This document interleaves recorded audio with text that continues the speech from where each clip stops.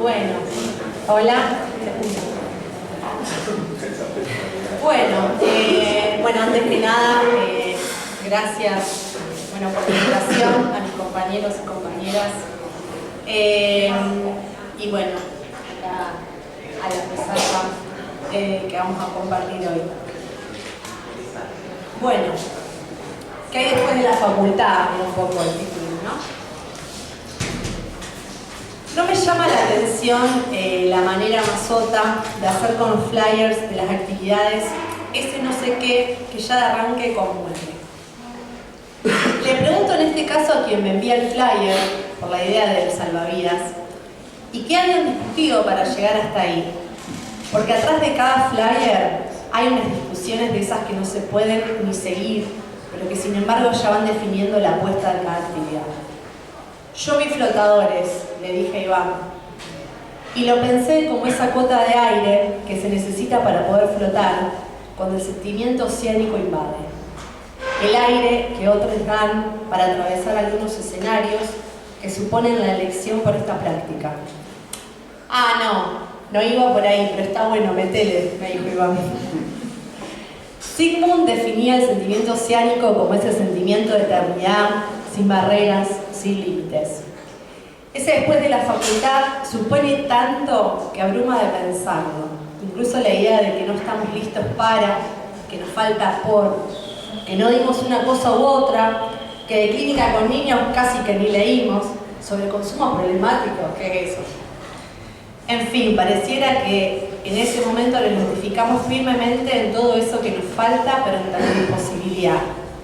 Una oleada que nos lleva a puestos. Pero ahí es donde uno recuerda a aquellos y aquellas docentes que nos empezaron a dar un poco de aire, casi sin saberlo. Y en esos gestos de la transmisión de un estilo que acompañó y acompaña, invitando a pensar la formación desde otro lugar. Autorizarse en la letra de los retornos, flotadores 1. Primer paciente que llega a mi consultorio, recuerdo que cual estilo APA me llevó días pensar qué me iba a poner. Porque claro, no era cualquier momento y necesitaba un look que dé APSI o APSA, pero que por lo menos de algo que incluya las dos primeras letras. Horas previas a esa primera entrevista preliminar, recuerdo estar leyendo salpicaditos que iban desde Freud, pasando por Mazota para leer a Lacan, y como no podía fallar, terminar googleando qué se hace en una primera entrevista preliminar. En el bar de la esquina de mi primer consultorio, prestado claramente por un aire amiga. Luego de visualizar notas que potenciaban mi gusta a niveles desconocidos, cerré todo y recordé las palabras de mi analista de aquel entonces que decía: quizás de lo que se trata es de empezar a escuchar. Y bueno, claro, no estaba menos nerviosa, pero algún efecto tuvo porque pude levantarme del bar y no morir en el comienzo. Gracias, Luis Junipero. Hay un punto en que uno dice, ¿cuándo deja de ser un comienzo algunas escenas, no? Porque al fin y al cabo, esa sensación del comienzo se actualiza en cada momento en que uno se pregunta ¿qué carajo acá? ¿O qué se supone que debo hacer cuando llega un paciente, cuando estamos arrancando un espacio en un dispositivo nuevo, en una escena grupal, en la práctica en sí misma? Por ejemplo, ¿qué hago acá hoy en este panel?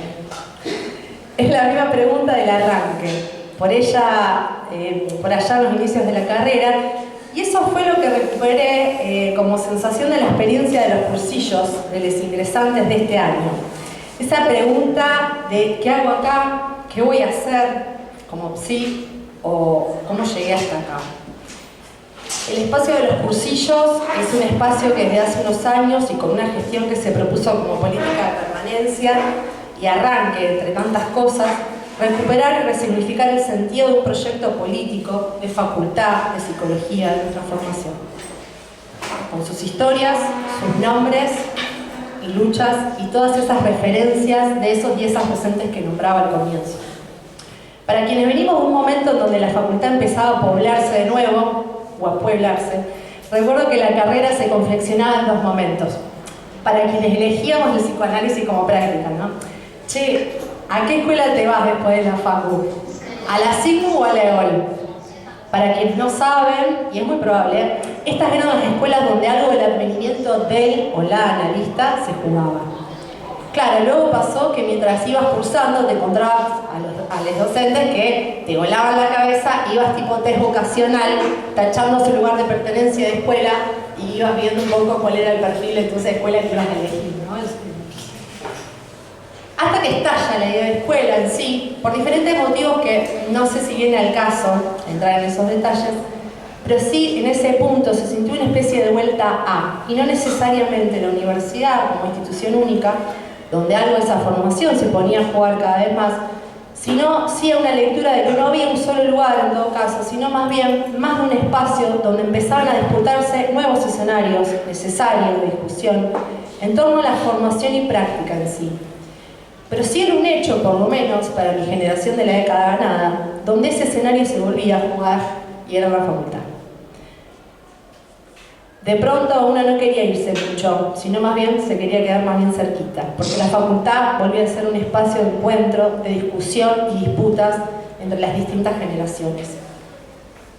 Luis, un gran docente, militante, periodista, analista para quienes tuvimos el gusto, pero sobre todo un tipazo, quien se ocupaba de que la universidad no se vaciara de sentido y apostaba a quienes veníamos con cámaras y grabadoras a cassette a querer hacer un documento de historia del psicoanálisis, nos contaba que los comienzos de la práctica de los psicólogos se daban en los límites de aquellas disciplinas que nos ubicaban como auxiliares de aquellas a quienes, en cuanto se les quemaban los papeles, llamaban a un sí para que haga algo.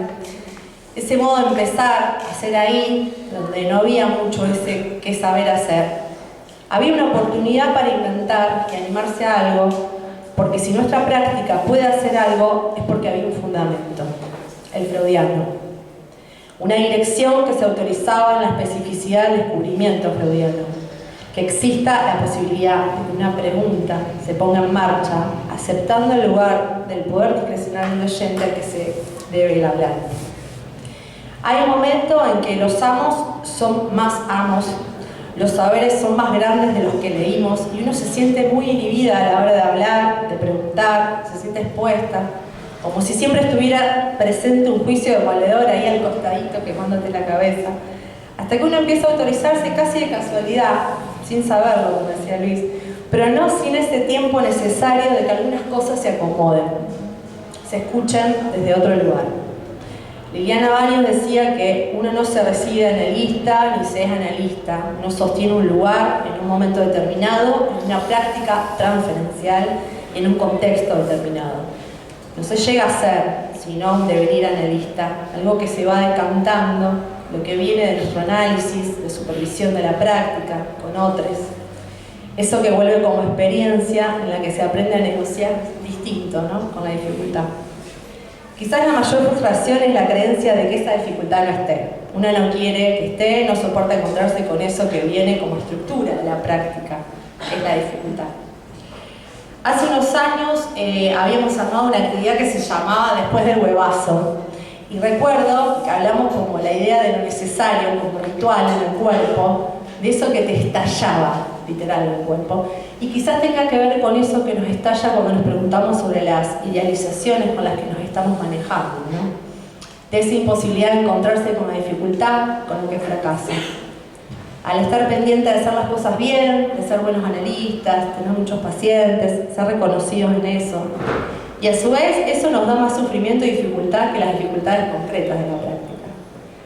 Lili decía, ¿quién te va a decir lo que tenés que escuchar de un paciente? Si el paciente es tuyo, quédate ahí, quédate a escuchar. No tenemos por qué pedirle todo el psicoanálisis, pero sí hay una especificidad. Preservar una especificidad del descubrimiento freudiano de que existe una pregunta, que se dé el espacio para el enigma. Estar disponibles ahí donde haya demanda, donde haya inconscientes. Hace poco un grupo de compañeras de la Mazota traían el escrito de lecciones de psicoanálisis local, donde inicia enumerando los fracasos de Freud y cómo en su intencionalidad de querer demostrar conceptos en los que venía trabajando, se las mandaba en los casos clínicos, cuenta los fracasos de donde nace el psicoanálisis, ¿no? Lacan dice que el psicoanálisis se aprende a golpes, a base de fracasos, y nunca se aprende mejor que cuando uno puede fracasar. Para terminar, quería traer algo que me dijo una de las referencias más importantes con las que estoy manteniendo tremendos diálogos. Mi hijo Gonzalo Sagué, como le gusta que lo llamen, 4 años. Mamá, ¿por qué la luna está tan alta? La luna quiere caminar, mamá, no estar tan alta. Hablando un poco de ideales, quizás se trate de empezar a caminar.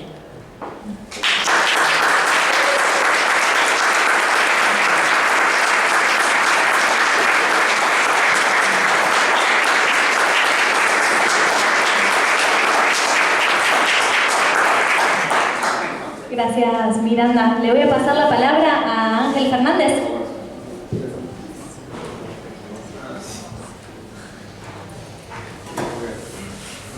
Hola, ¿qué tal? ¿Se escucha allá atrás bien? ¿Sí? ¿Escuchan? Sí. Bueno, estoy muy agradecido, muy contento de estar acá con Mili Zenón, con Miranda Arfeliz, con Juan Rico, todos referentes de distintas amistades con la militancia, con el psicoanálisis, con la lectura. Y voy a romper, les aviso de entrada, un principio que me impuse hace muchos años, de no repetir nunca un contenido o un material. Cada vez que voy a hablar en algún lugar o a conversar, siempre llevo algo completamente nuevo. Ese es el principio que me había impuesto, y lo voy a romper y voy a repetir algo que vengo diciendo en otros ámbitos, porque quiero que suene en el ámbito de la universidad pública. Y me permito romper este principio porque me parece que es un tema sencillo, simple, es importante y a veces se habla poco, y tiene que ver un poco con lo que señalaba muy bien Mili del título como un nuevo punto de partida, ¿no? No es exactamente una finalización, algo que se termina, que se clausura, sino justamente es un nuevo punto de partida. Y en ese sentido les quiero compartir 3 problemas que me parece que se encuentran en ese camino. Ustedes saben que una vieja referencia que a Juan le va a gustar, que es Sartre, decía que el camino, cuando uno, él le llamaba el proyecto, el camino, genera las piedras que uno se va a encontrar. Es decir, no hay piedras si no tengo el proyecto de caminar. Solo cuando digo, bueno, voy a agarrar para allá, me voy encontrando con los obstáculos. Si no, es simplemente un montículo de algo que está ahí y punto. Es decir, que el camino crea los obstáculos. El deseo de caminar crea los obstáculos. Y yo creo que hay 3 problemas, insisto, de lo que se habla poco y que son muy importantes, que no tienen que ver a lo mejor con la forma ideal que hay que alcanzar para saber hacer, etcétera, etcétera, sino que son problemas que nos hacen sufrir mucho y que son muy sencillos. El primer problema que escucho mucho, que yo mismo he padecido como caminante de esta práctica del Campus Sí, es, podría decir, una suerte de desorganización en el orden del concepto, de desconocimiento conceptual, ¿no? Es como si hubiera una gran confusión respecto de los conceptos fundamentales, no solamente del psicoanálisis, sino del campo psi. Es decir, cada uno le da una especie de interpretación propia y se pierde, digamos, el consenso semántico mínimo que nos permitiría empezar a entendernos y a debatir y a volver operatorios los conceptos. Ese sería el primer problema. Creo que hay una gran confusión en el orden de los conceptos. Pongo un ejemplo. Por ejemplo, en los 80 estaba de moda, me acuerdo que Juan se reía mucho de eso y lo criticaba. Quiero decir que a Juan lo he escuchado muchas veces. Todos nosotros lo hemos seguido a lo largo de sus intervenciones y ha dejado muchas marcas, por eso lo cito tanto y tengo el placer de estar al lado de él. No, por eso mismo, bueno, pero por eso mismo quiero que escuchen esta marca, como hemos sido marcados varias generaciones por el discurso de Juan. Y en los 80 él se reía mucho de algo que circulaba, que era esto de ¿y por qué no? Era como un cliché, como hay muchos clichés en la práctica psicoanalítica. ¿Y por qué no? ¿No es cierto? ¿Por qué no hacer esto? ¿Por qué no hacer aquello? ¿Por qué no se va a permitir cierto laissez-faire de la práctica? ¿Y por qué no conecto con la confusión conceptual? Porque muchas veces tiene que ser no. Recién cuando entrábamos veíamos todos adentro. Bueno, a veces tiene que quedar algo afuera, a veces tiene que haber, es necesario que haya un resto. Entonces muchas veces con este cliché del ¿y por qué no? Lo que se hace es avalar no el deseo, sino la voluntad de goce. Entonces se avalan los arrebatos narcisistas del yo conectados con la pulsión de muerte y dice, bueno, ¿y por qué no va a hacer eso usted? Hágalo. Y resulta que no estamos en esa dirección. Es decir, el psicoanálisis no va en la dirección de confirmar al sujeto en su voluntad de muerte, sino que trata de abrir desde la punta del deseo un campo operatorio nuevo, una relación inédita con el goce y con el deseo y con el amor. Entonces ¿y por qué no? Digamos como cliché, parte de esta confusión conceptual entre lo que son los caprichos del yo y lo que es un verdadero deseo. Porque a veces tenemos ganas de hacer cosas que no tienen que ver con lo que deseamos, ¿no? Deseamos cosas que no tenemos ganas de hacer. Es decir, que entre lo que se nos canta, si el deseo no es hacer lo que se nos canta, el deseo a veces es hacer lo que no nos da muchas ganas de hacer, pero sabemos qué es lo que deseamos, ¿no? Este quiasmo entre el yo y el deseo a veces se desconoce entre muchas otras cuestiones que se desconocen conceptualmente y produce después efectos de confusión en la práctica. El segundo punto que me parece también importante cuando uno quiere entender cómo funciona esto es que hay una suerte de desorientación bibliográfica, es decir, uno no sabe exactamente cuando está estudiando algún tema, cuando está investigando, dónde encontrar qué libros encontrar, en qué autores encontrar el tema que está investigando. A nosotros en mi época nos pasaba por déficit, porque faltaban libros, porque faltaban maestros, porque faltaban referencias. No estaba internet, no teníamos las editoriales que tenemos ahora, no estaba el sistema de comunicación armado como está ahora, en fin. Pero hoy a ustedes les ocurre exactamente lo contrario, es decir, tienen un exceso de información, no un déficit, que a veces los deja leyendo libros que son muy buenos, pero que no son lo que ustedes están tratando de entender, o libros que hablan de lo que están tratando de entender, pero que comparados con otros son de muy baja calidad, ¿no? Entonces es difícil orientarse en esta selva bibliográfica y me parece que hay en ese sentido también una desorientación, siendo que hay grandes textos que trabajan grandes problemas, hay grandes autores y hay líneas que se pueden reconstruir y que sería importante que estén a disposición de las personas que se interesan por este campo. Digo, no solamente el campo analítico, me refiero al campo sí en sentido amplio, ¿no? Mi práctica es el psicoanálisis, tengo que aclarar, yo me dedico al psicoanálisis. Además soy psicólogo también, pero mi práctica está orientada por el psicoanálisis. Entonces, bueno, hablo un poco entre estas dos aguas, ¿no? Y el último problema que les quiero proponer para conversar, no sé si después tenemos tiempo de conversar un rato, sería bueno, me parece que tiene que ver con una suerte de desinformación general respecto del campo psi, del psicoanálisis, y una desinformación general que la ubico más que nada en el desconocimiento de la historia del movimiento analítico, el desconocimiento de la historia de la entrada del psicoanálisis en la Argentina, el desconocimiento de ciertas filiaciones retóricas, como por ejemplo, mencionaba recién Miranda y Mili mencionaban a Oscar Mazota, que fue una referencia fundamental. Juan Rico pertenece al comité editorial de una revista que se llama Conjetural, que es en parte una marca de esa transmisión, en parte, aunque no se reduzca a eso.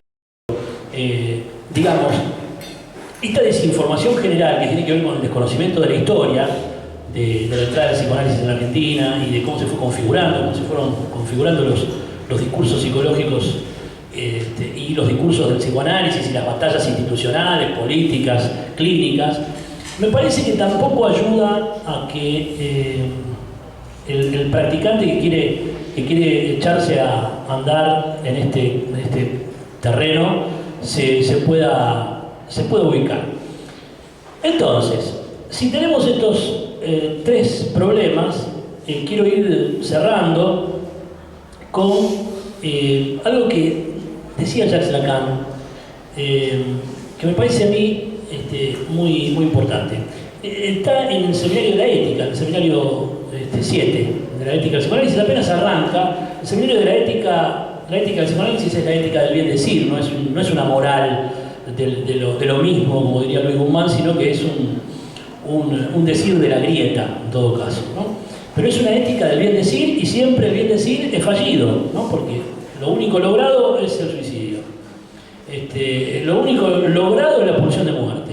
El decir siempre es fallido, y hay que abrirse a esa falla, hay que abrirse a ese equívoco. Entonces, me parece importante poder pensar después de la facultad, no solamente como algo del orden del trabajo que hay que hacer, y del saber ideal que había que alcanzar, y la formación, usamos la palabra formación, acá decía no hay formación del analista, hay formaciones del inconsciente, sino poder ver más bien qué cosas, o es al menos el enfoque que quiero plantearles hoy, qué cosas hay que sacarse un poco de encima, qué prejuicios, qué suma de prejuicios hay que sacarse de encima para caminar un poco más ligero y sortear los obstáculos en este campo. Y en ese sentido me sirve mucho Jacques Lacan, porque ya decía en este seminario que les referencio, él plantea 3 cuestiones que son claves, que tienen que ver con 3 ideales que se oponen a nuestra práctica. Uno es el ideal del amor humano, dice Lacan, ¿no? El amor médico, ¿no? Que es un amor vinculado fundamentalmente a la terapéutica y a la religión. La humanidad, el amor, amarás al prójimo como a ti mismo, somos todos iguales, no hay nada inhumano en lo humano, todo lo humano es humano, ¿no? Esta idea. Al contrario de esto, Lacan va a proponer, no, sí, hay algo inhumano en lo humano, en lo más humano que hay, ¿no? Lo inhumano en lo humano, en lo más humano que hay. Y va a plantear más que el amor humano, la apatía, ¿no? Cierta apatía, cierta distancia operativa con respecto a, digamos, la cuestión de la reciprocidad. ¿Qué es el amor? El amor es querer hacer de dos, uno, ¿no? Bueno, toda la experiencia del análisis va a contrapelo de esta exigencia, ¿no? Porque justamente vamos de esta exigencia de reciprocidad hasta la división, ¿no? Hasta la separación que tenemos, la diferencia que tenemos con nuestro analista, con la sociedad en la que vivimos y con nosotros mismos, ¿no? Nos orientamos hacia la diferencia. Ese sería el primer ideal, el ideal del amor, ¿no? Hoy se habla de empatía, se habla incluso de empatía digital, somos todos empáticos, ¿no? El segundo ideal que critica Lacan es el ideal, dice él, de no dependencia, ¿no? Que tiene que ver sobre todo con la psicología del yo norteamericana, con la que Lacan tuvo una fuertísima polémica muy fecunda, donde lo que se plantea es justamente un yo autónomo, una adaptación a la realidad, ¿no? Y por lo tanto, bueno, se trata de no depender de nadie, ¿no? Este hombre moderno que con su iPhone se conecta con todo y no necesita casi del lenguaje para poder vivir, ¿no? Este ideal de no dependencia. Bueno, Lacan acá va a retomar la noción freudiana de sobredeterminación y va a plantear la dependencia fundamental del sujeto con el lenguaje, ¿sí? Y esta dependencia con el lenguaje, que es justamente una falla, un déficit de lo que nos vuelve débiles, es la única posibilidad de vivir que tenemos, ¿no? Cuando queremos borrar nuestra relación con el lenguaje, nos traga la noche del mundo, ¿no? Y el último ideal es el ideal de autenticidad, ¿no? Que es un ideal heredado probablemente, si querés, de la filosofía, de cierta vertiente existencialista de la filosofía, que es esta idea de que hay un modo auténtico de ser en el mundo, que hay un modo auténtico de estar, de habitar. Bueno, para el psicoanálisis eso va a estar cuestionado porque no va a haber un mundo tal como lo postula la filosofía y no va a haber un ser de una u otra manera que se pueda decir que esto es auténtico o inauténtico, sino que justamente por estar determinado por el significante y por la cefalía pulsional, el sujeto del que vamos a hablar es un sujeto vinculado a la falta en ser, no al ser. Entonces, por lo tanto, es imposible pensar autenticidad. Entonces, estos 3 ideales, volvemos. El ideal del amor humano, del amor médico, el ideal de la no dependencia y el ideal de autenticidad son tres problemas que se van a encontrar sí o sí cuando se echen a andar en este campo. Porque les va a salir esto de que quieren ayudar, de que quieren ser autónomos, de que van a querer ser auténticos y esto que se les va a aparecer en el camino, me parece que está bueno conversarlo, saberlo, porque justamente, y con esto cierro, no se trata de alcanzar solamente una forma ideal. Es muy importante el saber, la formación, la lectura, eso es fundamental. No estamos hablando en contra de eso, al contrario, es a favor de eso. Pero esa línea no puede ser sin recuperar la alegría de la práctica.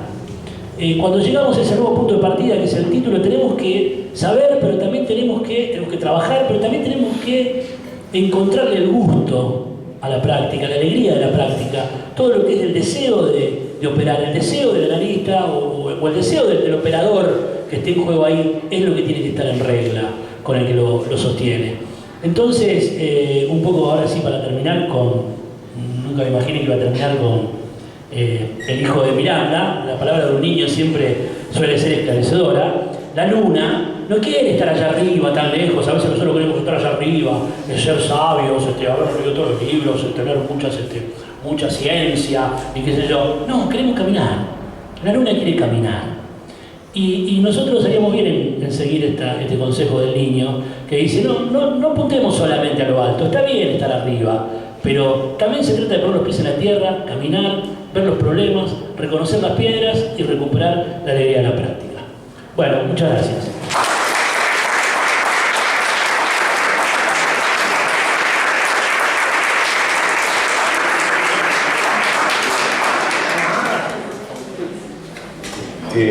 Bueno, parece que una expresión que ha dado mucha vuelta por acá es ¿qué hay después de la facultad? Bueno, sin duda uno puede dar varias respuestas a esta. Una de ellas, la más elemental que a uno se le puede ocurrir, es que después de la facultad el encuentro es la pobreza de un país muy destruido, muy derrumbado, donde hay poco trabajo, pero ya no solamente para los estudiantes de psicología, sino para todo el mundo, digamos, ¿no? Bueno, esa es una vía que no voy a transitar porque me imagino que para ustedes es muy nítida, lo suficientemente nítida como para que me insista más por ahí. Pero me gustaría tomar un pequeño desvío, ¿no? Y hablar desde el psicoanálisis. Yo soy psicoanalista, sé que está en una facultad de psicología, sé que hay gente que no le interesa en absoluto el psicoanálisis, pero voy a suponer de que la mayoría de los que están acá están interesados antes que nada en el psicoanálisis. Y quiero recordar un autor que he estado frecuentando mucho, e incluso he estado escribiendo sobre el que un discípulo de Freud, que, bueno, me puedo identificar porque yo soy filósofo de origen y Teodoro Ray, que también era filósofo y tuvo mucha oposición de los médicos porque decían que solo un médico puede ejercer el psicoanálisis. Hay un libro de él que me parece decisivo, absolutamente decisivo, y que tiene algo que transmitirnos, que podemos retenerlo, más allá de todas las consignas. El título del libro es El psicólogo sorprendido. Claro, él dice psicólogo, pero dice psicólogo enfrentado a la medicina. En realidad, de lo que está hablando no es de la psicología como ciencia experimental o las distintas corrientes psicológicas, sino específicamente del psicoanálisis. El psicoanalista sorprendido. ¿Pero qué quiere decir esto? Que hay un momento, solo un momento, en el cual el análisis se justifica, pero ese momento es absolutamente esencial. Es el momento de la sorpresa, donde el analista y el analizante quedan sorprendidos, incluso, dice él en uno de esos textos, que desgraciadamente no fue traducido, horrorizado. Porque lo que se descubre no solo es algo que puede ser pleno de gracia, sino que puede ser algo terrible. Ese momento de sorpresa queda por un instante en suspenso con respecto a toda la teorización que uno ha absorbido. Pero esta es la gran paradoja del análisis.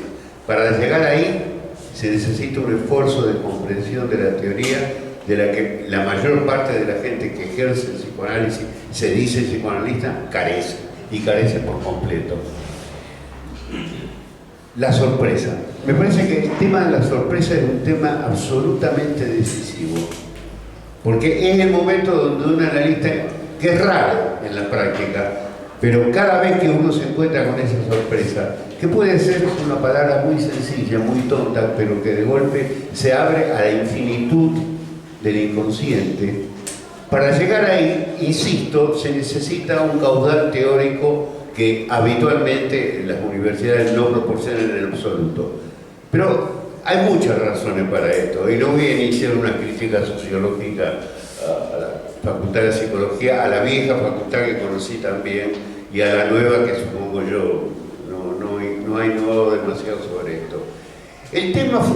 Uno de los temas fundamentales es que el psicoanálisis ha quedado degradado por algo que yo les puedo decir de un modo muy sintético, y me acuerdo ahora, justo en este momento, de una frase de un trabajo de Jorge Higgins que yo comenté y destaqué ese fragmento porque me pareció muy claro. Dice: los psicoanalistas, la dificultad mayor con la que nos encontramos es que no carecemos de una crítica a la obra de Lacan tal como la hizo Lacan con respecto a Freud. Es tan pesada esa herencia que el psicoanálisis lacaniano, en sus diversas versiones, ha quedado reducido a un conjunto de consignas vacías. Pero esto es lo más curioso de todo, que ustedes, por los pasillos de la facultad, por los pasillos de las instituciones universitarias de todo cuño, porque el psicoanálisis se reitera y se repite en todos lados, por los pasillos de las distintas instituciones, ustedes van a encontrar frases que continuamente se repiten, y que lo más curioso del caso es que quien las da como obvias, como absolutamente obvias, no puede decir nada con respecto a esto. Por ejemplo, la noción de sujeto. Lacan ha promocionado la noción de sujeto que estaba muerta, y hoy en día se habla del sujeto. Y Lacan tiene una frase, no voy a explicarla obviamente, no es este el lugar para explicarla, pero tiene una frase sorprendente, y me sorprende de que la gente la escuche, la lea, la comente y no sea capaz de darse cuenta de que ahí hay una infinidad de problemas todavía sin despejar, Esto es así, yo insisto mucho en eso. Incluso he escrito un libro donde hablo de los atascamientos del psicoanálisis precisamente por estos problemas. Y bueno, ¿cuál es el tema? El sujeto es aquel que desaparece en su habla. Bueno, esa frase con innúmeras variantes, algunas mañeristas, otras barrocas, otras muy más simples, se divulga por todos lados. Ahora, ¿cuánta gente puede explicar esto? ¿Cuánta gente puede dar cuenta de esto que tiene tanta dificultad como la poesía de Mallarmé, que fue, creo, el primero en decir esto, ¿no? Desde una perspectiva no psicoanalítica, desde una perspectiva poética? Pero si la gente, y cuando digo la gente digo los psicoanalistas, los aprendices de psicoanalistas, los que se dicen psicoanalistas, repiten de un modo incesante esta frase sin molestarse en los ecos que tienen, me pregunto por qué. Y simplemente porque cuando ellos entienden, cuando escuchan sujeto, entienden yo, el ego, el famoso ego del psicoanálisis, el famoso ego que domina la teoría psicológica, el famoso ego que en realidad sigue operando de un modo perverso, porque muchos que se dicen analistas, en realidad no hacen más que practicar esta variante degradada de eso que se llama cognitivismo. Digo variante degradada porque es una psicología adaptativa, lista para favorecer al sistema, que no hace sino repetir todos los lugares comunes de la psiquiatría y de la psicología más elemental. Pero yo no quiero criticar eso, no me interesa en absoluto. Lo que quiero destacar es que mucha gente, y vuelvo a insistir y digo gente, bueno, analistas o que se dicen analistas, y digo gente porque estoy suponiendo que muchos de ellos se dicen analistas y no lo son, reiteran esta frase. ¿Por qué? Porque confunden sujeto con ego. Es lo mismo, exactamente lo mismo que esta frase, otra frase de Lacan, que circula muchísimo y que hay gente que la pronuncia con, yo diría, con cierta delectación, con cierta delicia. Dice, el horror al acto. Ahora, ¿quién explica esto? Empiezan a emplear términos fantásticos. Digo fantásticos porque, por ejemplo, todo lo que Lacan ha elaborado con respecto al goce me parece extraordinario, pero al mismo tiempo extraordinariamente confuso. Y la mayoría de los lacanianos han elaborado pseudo-teorías acerca del goce, que en realidad no son sino una reincidencia en viejo filosofema y en viejas nociones psicológicas ya totalmente perimidas, pero ni siquiera se dan cuenta de esto. Esto es lo peor de todo. No se dan cuenta en absoluto. Pero porque estamos dominados por esa terminología, por ciertos esquemas conceptuales que se divulgan de una manera tal que cualquiera podría rápidamente recibirse de psicólogo acumulando 10 páginas con las consignas correspondientes. Ustedes saben cuáles son esas 10 páginas, no voy a reiterarlas. Pueden ser 10, pueden ser 12, pueden ser 14. Pero eso hace que la enseñanza se degrade de un modo tremendo. Yo sé que no es un problema específico de la Facultad de Psicología. Creo que toda la enseñanza en general está degradada en Argentina, y no solo en Argentina, pero tampoco no quiero hablar de este tema porque nos llevaría muy lejos, muy lejos. Habría que hacer un seminario entero sobre la noción de enseñanza y por qué el psicoanalista no enseña como psicoanalista. Pero quiero detenerme en esto, porque si uno se pregunta qué va a pasar después de la facultad, bueno, hay que pensar que hay algo muy específico del psicoanálisis, y quiero insistir nada más que en esto, porque no quiero dilatar demasiado mi exposición. Que la gran paradoja del psicoanálisis es que para poder escuchar, y cuando digo escuchar, digo, como decía Ray, quedar sorprendido, quedar capturado, quedar incluso horrorizado por lo que uno escucha, porque descubre que ahí hay una verdad confusa y sin embargo absolutamente verdadera, para llegar a ese momento que está en el borde de la teoría y que en algún punto está más allá de la teoría misma. Y insisto en esto, para llegar a esto es preciso antes haber trabajado largamente la teoría. Y esto es una de las características más notables del psicoanálisis. Algo que se pierde constantemente, y muchos, no sé si somos muchos, pero bueno, somos algunos, insistimos demasiado en esto, porque nos parece lo esencial del psicoanálisis. Bueno, dejo acá, después hablamos todo.